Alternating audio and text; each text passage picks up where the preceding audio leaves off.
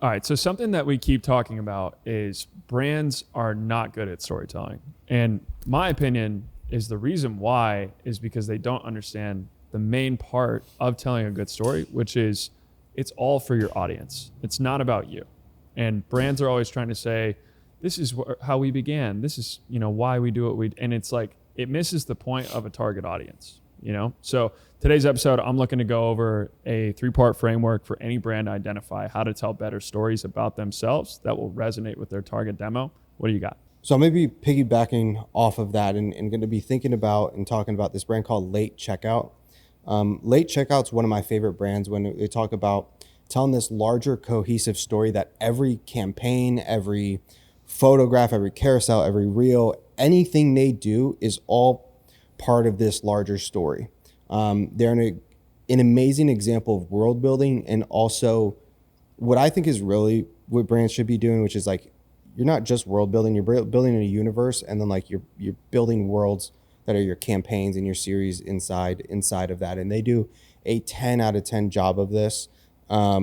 Then I'm also going to be talking about how to actually take those stories and create like these sequential stories on IG. So when we look at 6 posts, 9 posts, 12 posts, you're going to see this more from brands where they're going to be essentially have a series of 6 to 12, 15 posts that tell a story from beginning to end, almost as if you just watched a short film if you started it at the first post and go to the last post. Because I do think storytelling's, in this age of AI and being able to whip up creative and things that look very cinematic very fast, storytelling is the moat. It's funny because I saw a tweet years ago that's been just implanted into my head, where somebody was like, everybody says storytelling is the best marketing, but point to me one brand that actually storytelling is the core of their marketing that's successful. And I'm like, and that guy's just been so wrong. And like, I don't know who the person is. And every time I think about this, I just want to like show him examples of amazing brands that they literally, they tell storytelling is the center of their entire universe and are absolutely crushing it. So I got some heat as well. But go ahead, dive into it. What's the framework? Hit me with it. Yeah. So the framework is 3 parts, like I said, and it's origin, hero, and promise. So the origin is sort of your founding why. It's the tension behind what caused you to have your idea. So, this can be your first win that triggered you to realize, I've gotten really good at this with telling the story about Nibble as an example. So Nibble is my short form content studio. And I always lead with this story from when I was running a brand, where I say, we had spent all of this money on paid ads. We were spending all this money on photo shoots, campaigns, etc., chopping up the footage and then putting it into the ad account. It was working well, but then I decided to shoot on iPhone a video of people using our product. And that turned out to perform well on TikTok and outperformed every other ad in our ad account. So when I tell that story, all of a sudden it's confirming a lot of things in people's heads. They're thinking, yes, the cost to produce ads has increased, but actually the effectiveness of that high production is decreased. Yeah. And so in their head, I've already kind of set the table of this is the story, this is the origin, the founding why behind my business. And that kind of aligns our expectations, right? It's why we're both in that situation to talk to them. This can extend to anything, especially for a streetwear brand. You're rocking Cherry right now. It's like he probably just didn't see garments that fit the designs that he wanted to wear. I was shopping at XYZ men's store and couldn't find anything that felt stylish, but still kept our California spirit or something like that. There's always sort of this founding why. And I think you see a lot of people, trying this, experimenting with it, and then maybe missing on some of the general storytelling principles of context, conflict. But that's number 1, is what is your origin? Number 2 is, the hero. And this is really your customer. This is your customer as protagonist, if you will. So the journey that they are going on as a part of your product experience. So think beauty, right? You're getting rid of red spots, acne scars, whatever it is. You can think of telehealth, where, GLP-1s are taking people from a previous place to a new place. Like every supplement has this, but essentially your customer is your protagonist. That is your brand story, is that you are helping people, go on a journey, which plays into the final part of this framework is the promise, right? So the promise is the clear transformation and social proof of your product working. This can be data driven. We help people lose X% of their body fat in 8 weeks. We help people de-bloat by 30%. We help people gain muscle by 20%. We help people go be more confident in the wild. There's a million of these, right? Another example is there's a jeans brand. I think it was Mott and Bow or something. Is it the one for like people with big legs? No. I don't get the big leg ads. You don't get those ads, bro? No. They look at my calves and they're like, nah, you need some skinnier jeans. No, I don't get the tree trunks. But they would say the only jeans you can wear in the summer. Because in your head, you're like, oh yeah, like it's really hot. Like I can literally feel the moisture and the sweat and like the humidity on my legs when you say that statement. Like denim in a hot summer night, humid, like terrible. And so I immediately think of that benefit, that transformation that they took me through in that brand story. So those are the three. And not only, it's easy to kind of like say that, right? Like origin, hero, promise. Okay, kind of basic. But what are some questions you can ask yourself to arrive at a better place for each one of those core pillars? So I've got 5 questions for the origin. Cool. So number 1 is, what unresolved problem or tension sparked your creation? This is something you personally felt, personally experienced. It's a really easy way for you to just articulate and set the table for somebody of why you're doing what you're doing. That is critical, because a lot of people, any negative comment I'll get on like a video sometimes will be like, this is just jargon, or why does this matter? It's so irrelevant, word salad. They basically call me Kamala Harris. And, why are you making us lose subscribers right now? No, I'm just saying there was a word salad analogy. And so, but people, it's because this doesn't resonate with them. And I would actually go as far to say, like we mentioned at the top of the episode, if you're not good at telling your story, you have no chance to win in the next 5 years. Because if you can't, AI is going to tell everybody else's.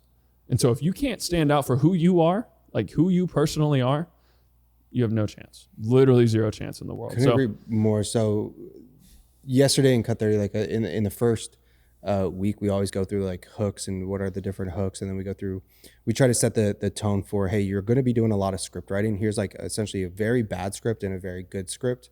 And we use a framework for scripting, which is nothing new, but it's just like problem, agitate, solution.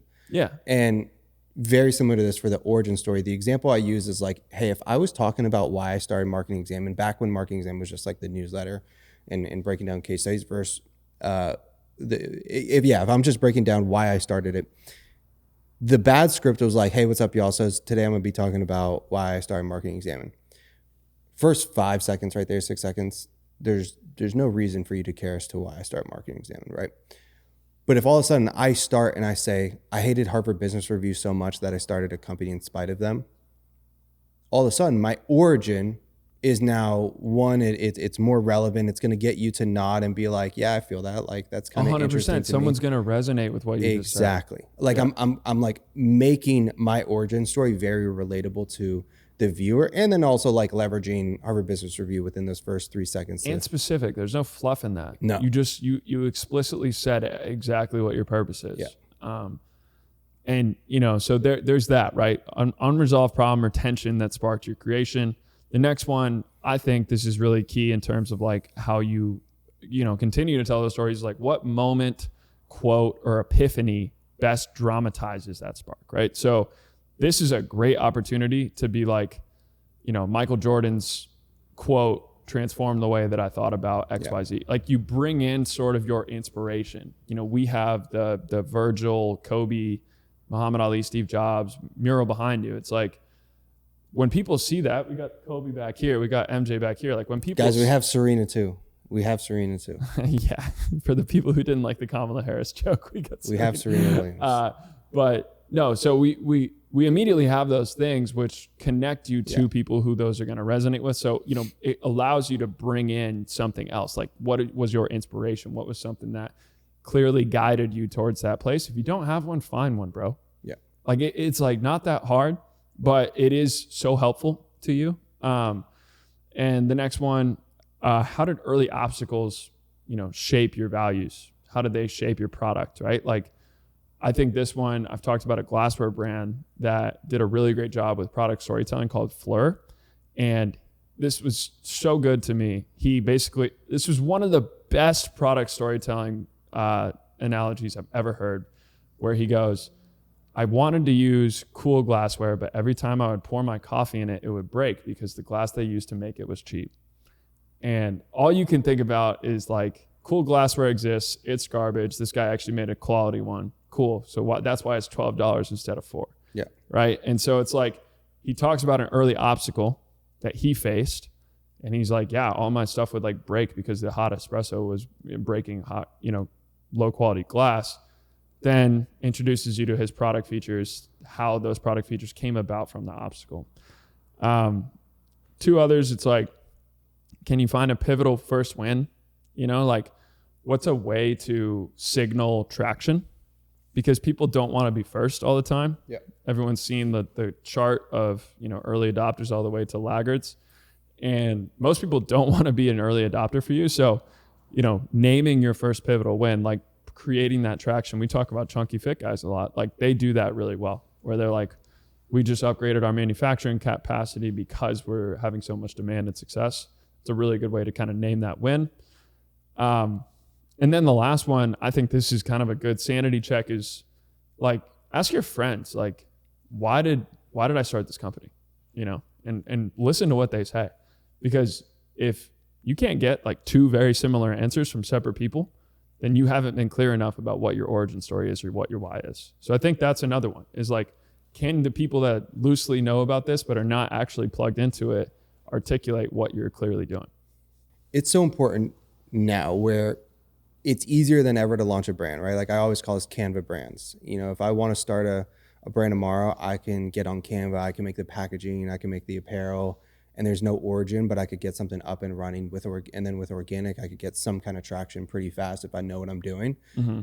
Your origin, is the reason people are going to connect to you, right? And like on some philosophical shit, like it is why somebody's going to care and pick you over your competitor. Absolutely. If they feel fully aligned with you, right? Like Midday Squares and them trying to take down big chocolate companies, or and I know Feastables, like what you were mentioning too, where they were reaching out about being ethical. Like he's doing that hardcore right now. He's saying Hershey's uses slave labor and I don't. Yeah. And like and that's going back to and now he's kind of positioning it as his origin story though too.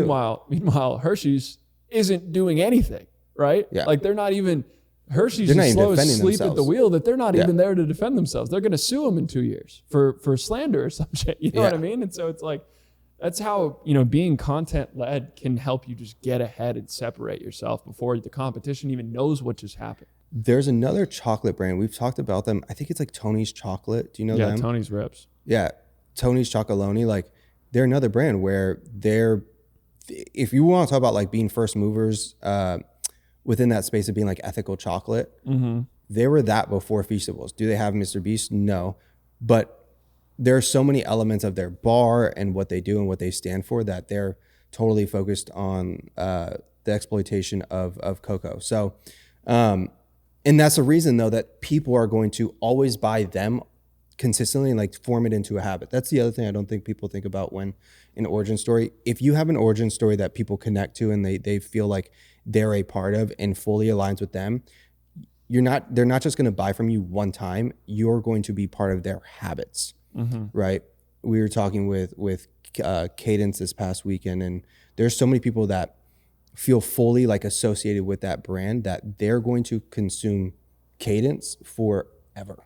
Mm-hmm. It might cost a little more to acquire them. It might take more effort on the organic side, but they're going to, again, like fully be bought in with them forever. As long as Cadence doesn't lose the soul of the brand and like the creator DNA that Ross and George have, obviously, like those guys know this stuff. And I think oftentimes what happens is brands will sell out and become, like Dr. Squatch getting acquired by Unilever.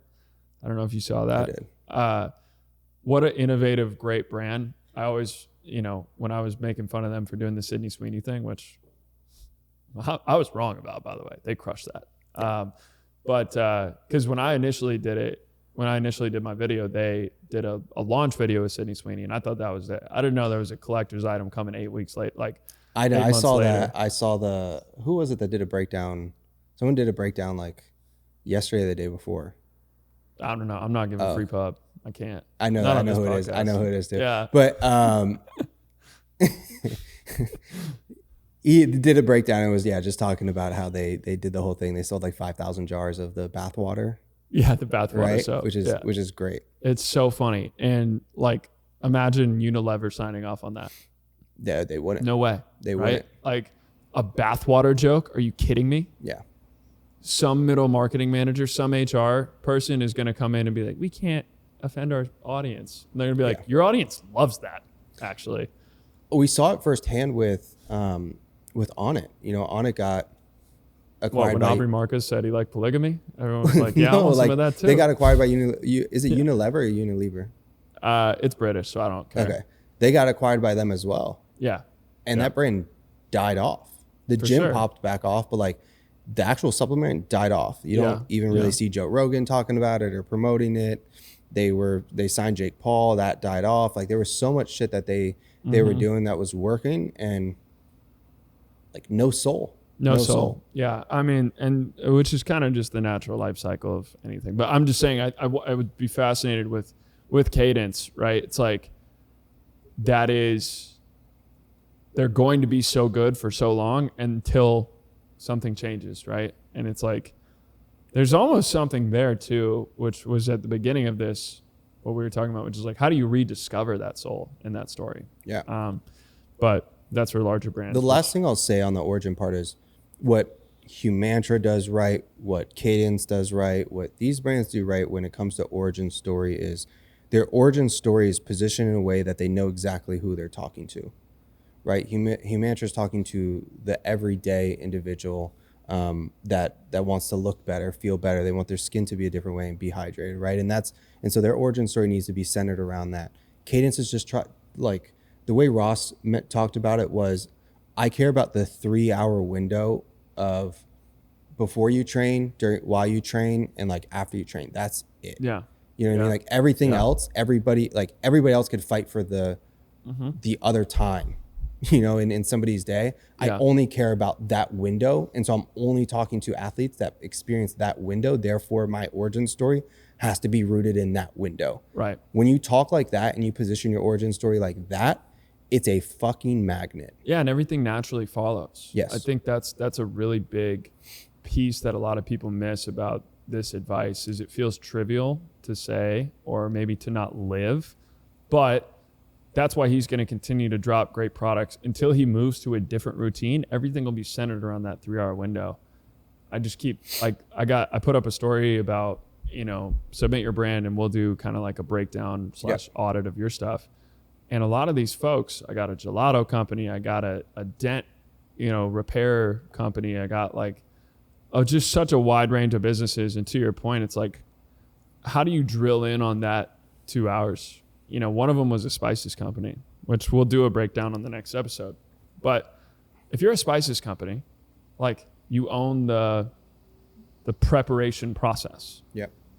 Like that is all of your content goes into the preparation process. And when you narrow that focus, you could come up with like relatable skits and memes and stuff like that to, like something as simple as like when you salt a steak and you pat it down and then you got to wash your hands and then you got to salt the other side, pat it down, wash your hands, like own that, right? That's and it. It's like such this micro niche moment, but it's like so felt universally by everyone that would potentially use your product. Yeah. I think that is a really underrated thing. We talk about that with Midday Squares all the time. We talk about all these people who own a routine or they own a specific time of day.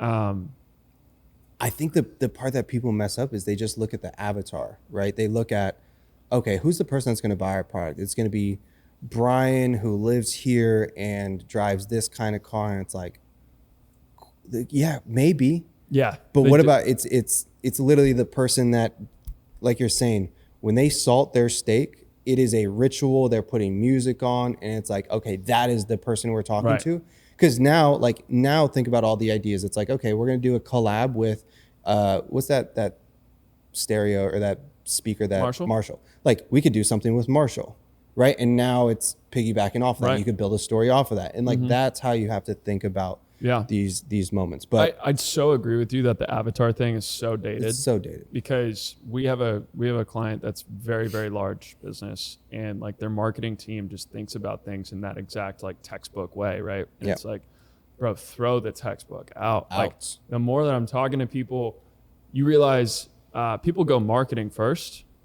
You know, like content used to be a function of marketing, and now I think content is above marketing in terms of the hierarchy. Like it is so dominant in terms of like your ability to have a leg up on competition. Feastables, Hershey's, great example. Like, bro, Hershey's can't compete. Yeah. How could they possibly hire the 300 people it takes to have the DNA to even be on Feastables level from a content perspective? Like, over the long term, that is insane, right? It's one thing to say like Feastables reached this valuation in 5 years. Hershey's is 120 years old, maybe more. What does this look like in 10 years? They've fully eaten their lunch. It's a ball game, right? Yeah. Over. And so like, content comes first above the marketing, not as like just one aspect of it. Like people used to be like, oh, our content marketing is one thing, SEO is another, affiliates another. It's like, no, it's like content dictates all of the rest of them.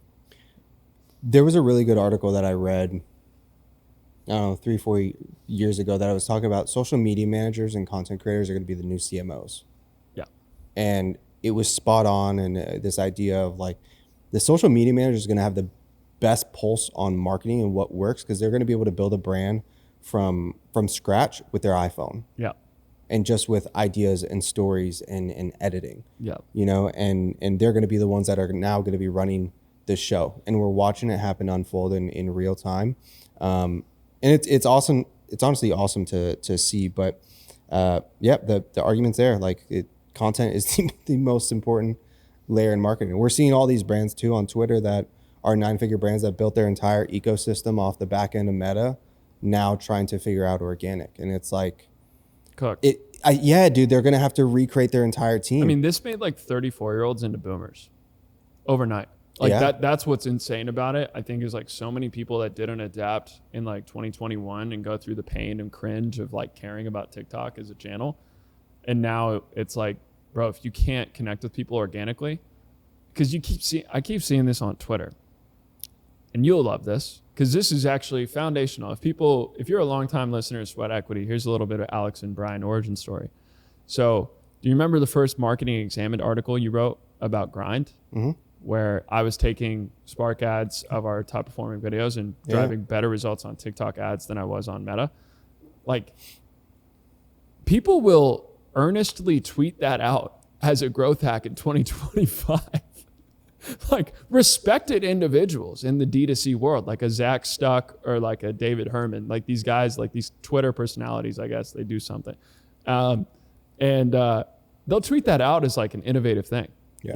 Sharma launched like a white listing agency, right? And it's like, bro, we were doing that in 2022. Yeah. Like this was like a growth hack in 2022. So it's the same thing over and over. Like what were you doing 3 years ago, 5 years ago to actually prepare yourself for the future? If you're right now, founder-led content is so obviously the only place that this will go. Creator DNA at the C-suite is so obviously the only place any of this is going to go. Ditch the avatars. Ditch them. Tell people about your origin and make sure that you deliver the last part of the framework, which is a promise, right? What is the concrete change someone is going to see as a result of using your product? With Feastables, not to go back to it, but they're going to probably have less sugar. Overall, they're probably health and wellness conscious. Virtually everyone under 35 is. So that's something about it. Concrete change, what emotional payoff, and this could be anything from confidence, freedom, or belonging accompanies that change. So I think we've seen this with the Run Club stuff, and now we're seeing it with the coffee and chill, like all of it. It's like people are looking for a sense of belonging. They want, places to feel like they're a part of a community. So that's your promise to them. if you come to us, we will provide you with friends and community and all this stuff while, having good habits. How do you back that promise with data, testimonials, and social proof? We talk about that a lot. It's like, how do you anchor yourself in a clear number that allows someone to think about the transformation? And then last is just giving that promise in everyday language. Like, do not sound like a corporate drone at all costs. The thing that I'll add to it is when I think about that same framework and I think about what the next evolution of it is and how you could be ahead of the times on the content, it's now thinking of each one of those parts of the framework as an episode and having their single episode. Agreed. There's a brand called MoEa, I think it's called, and it's like a footwear brand that completely made out of plants. And so they did a collection. They had like this central character, and each they put out an episode essentially for not following the framework exactly, but following a framework similar, where episode 1 is about X, about the problem, and there's a central character, and the character comes in, and they have this dialogue, and then they have episode number 2 and episode number 3, and that I think is the next wave of it, where you take this overarching theme in this framework and you drop a product and you have episodes for those aspects. We have a campaign that we're shooting in the UK next week, and it's very similar, where I have 3 different characters that I'm working with. The product has multiple benefits, but like we're focusing on 3 main benefits, like the more mainstream benefits. And we have skits that we're going to be doing, not skits, like we have like vignettes and kind of like these mini scenes for each one of those problems and each one of those solutions or promises. And then it'll get rolled out in that kind of, I think it's 15 days. It's perfect. Roughly. Yeah. And then it'll outperform everything else they've done and like make them constant in people's minds so that more people are seeing them all the time and then ready to act when they're actually in market. For sure. People underestimate association. There's, God, dude, the thing that I keep coming back to is like 95% of your potential customers are not in market for what you want right now. That streetwear brand, Drolet, De Monsieur, whatever, like I'm in love with them and I haven't bought from them yet. They're going to get my ass on a crazy AOV. Like crazy. Like, but I discovered them 8 months ago. I dove into them 3.5, pause. And like, you know, you gave it 3.5. You got to keep going, bro. Yeah. And, you know, now I bet you I pulled trigger on like a $4,000 order. Like it'll be like a crazy order because I'm so excited about it that I'm ready. So it's kind of like 95% of these people are not just going to buy on your freaking Facebook ad tomorrow. You know, there are a lot of products, and that's a segment I want to do later, which is status versus utility. Like, are people buying for status or utility? Like, to give a really hardcore example, Drolet or GLP-1s, you know, utility of a GLP-1 is I'm going to get skinny. So I'm going to start that bitch tomorrow. But Drolet, it's like, I actually don't need them for anything until like September when weather gets colder or something. So it's like, are you buying for status or utility, and how that should shape your marketing strategy? But 5% of people that know about your brand are ready to buy that day. It's a small. And so your goal should be to expand that entire pie rather than try and just capture more of the 5%, which is what a lot of people do with SMS and email and all of this other channels. This has taken a turn, but the other aspect I think is very important with storytelling is the fact that you can have, like, you can create a specific story to form this perception in somebody's head. And then if you're a smart brand, you can create a space that's way more accessible. And I know I just took a hard turn, but what I mean by that is, like, I told you I went to ALD for the first time in New York, right? I went and spent AOV like a lot at ALD, Don't right? tell the people. I'm Don't not. tell them.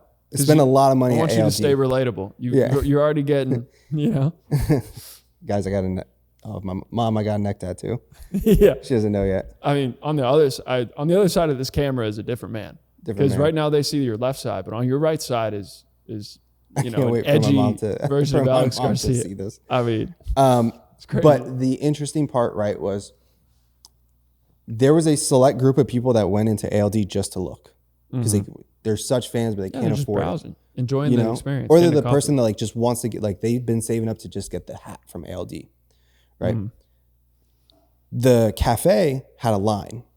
The cafe was popping nonstop because of the story that they tell that, like, hey, this is exclusive. Not everybody could buy this.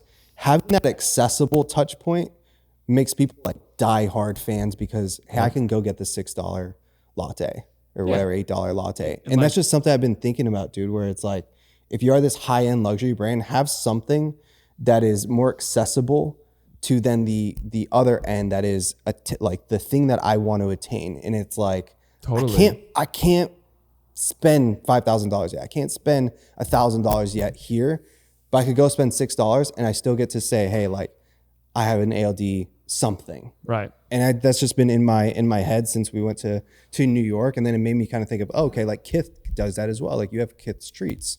If you're not buying Kith, which is more accessible or more attainable than ALD, like I could go to Kith's treats and I can buy an ice cream or I could buy a milkshake and, and I get to have that association with Kith. You feel Kith through the like cup and through like the presentation of it. And then when you are ready, a year later, maybe you saved up a little more and you get that jacket, right? So like, And my whole thing is that's only because of storytelling. There's a reason that happens is because you see Ronnie on a $1 million cigarette boat, right? In Lake Como, and you're like, I want to be him. Yeah, I want that life. Yeah. I can taste that life a little bit. And that life is associated. I've saved up some money to purchase from this brand, and like it's an 18-month purchase cycle versus just the last click attribution on your Meta app. account. So that's the moral of the story. We got some more heat next week. I think that's probably a good place to stop, and then we'll do your segment just all the way through. Tomorrow. And then we'll do the submit your brands. If you're watching this, send your brand to us because the episode after the next one, we're going to just be free game all day long. So that'll be like, I think the July 4th. Yeah. Week after July 4th episode will be just straight brand audits. So yeah, we got some incoming heat that I'm excited about. Yeah. Cool. All right. We'll catch y'all next week. Peace.